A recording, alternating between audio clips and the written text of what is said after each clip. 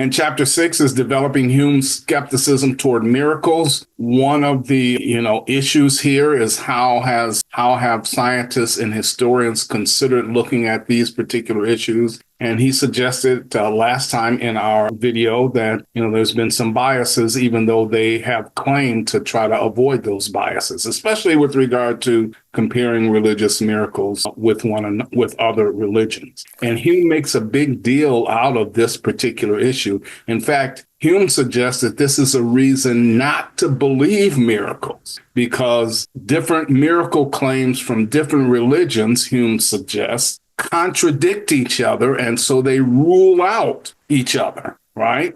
So that's the claim here. Now, if you're thinking ahead of us here, you might see some serious problems with that, and he's beginning here to point these out. So here's the claim: incompatible religions with regard to claims of miracles. Hume himself may illustrate, he tells us, this disposition that he's been talking about to neutralize religious particularities when he offers the above noted complaint that incompatible religions all claim miracles. And of course, if that's the case, then they rule each other out, right? And so he says that Hume probably drew this argument from the deists, who in turn had used similar arguments of Protestant and Catholics polemicizing against each other's miracles, right? The Protestants would say this, the Catholics would say this. Well, nobody's right, and it rules out miracles altogether. This is the Godzilla against the other monsters of let them fight. And yes. So he just stands back. He says, but using this observed incompatibility as an objection to miracles fails, he tells us, to reckon with multiple potential philosophic alternatives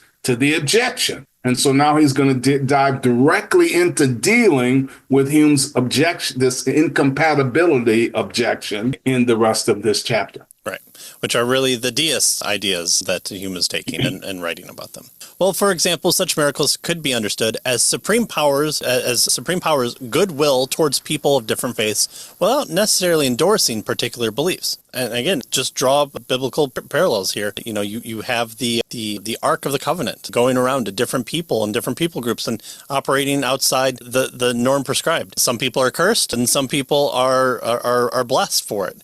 And it depends on, what the sovereign power is wanting to show here. And now we know the CIA has it. So if that's not a condemnation against the United States government, I don't know what is. But yeah, and another illustration is Moses when he was, trying to, get the people out of Egypt. And we saw some of the Egyptian magicians were able to do at least a few of the miracles that he had, right? Yeah, exactly. So again, we're dealing with worldviews, and we to just neutralize them out is not being neutral. Right. Well, the related idea that most miracles in response to prayers do not explicitly specify a particular religious system. The systems could be less incompatible than their adherents suppose. Or one could argue that there are multiple supernatural, or at least superhuman powers, a view held by traditional religions, and even by most traditional forms of monotheism. So there's a whole slew of them. So, when we talk about wanting to study prayer, right, it's almost like this input A, get output B thing.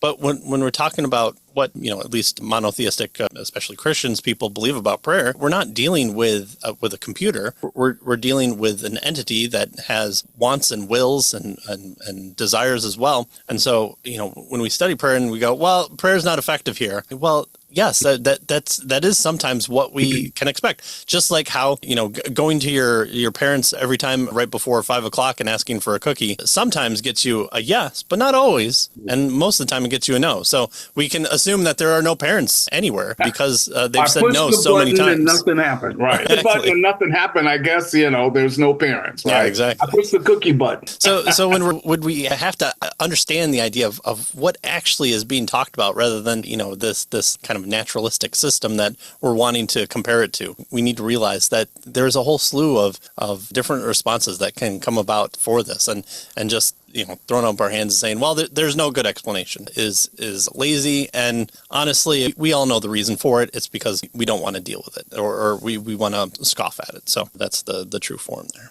And so he tells us one need not subscribe to any of the particular one or a combination of these responses to acknowledge that Hume's objection is massively vulnerable to logical criticism that he failed to anticipate, right? In fact, already his contemporaries challenged some of his premises on this particular matter. For example, he tells us some of his early evidentialist critics insisted on inductive examination of miracle claims in question. So we don't just rule out all miracles. Let's look at them, right? Yeah, right. Arguing that the compelling claims for miracles, that is, in other religions, were historically weaker, for instance, than those in the New Testament. So let's look at them and consider, let's not throw them all out because, they're competing with each other. So nobody's right. Right. No, let's lump them all together, and then therefore it stamps out everything. Just like how we take everybody's witnesses' accounts to all high crimes that come in, and we just conclude that there must not be a body here for us to evaluate. So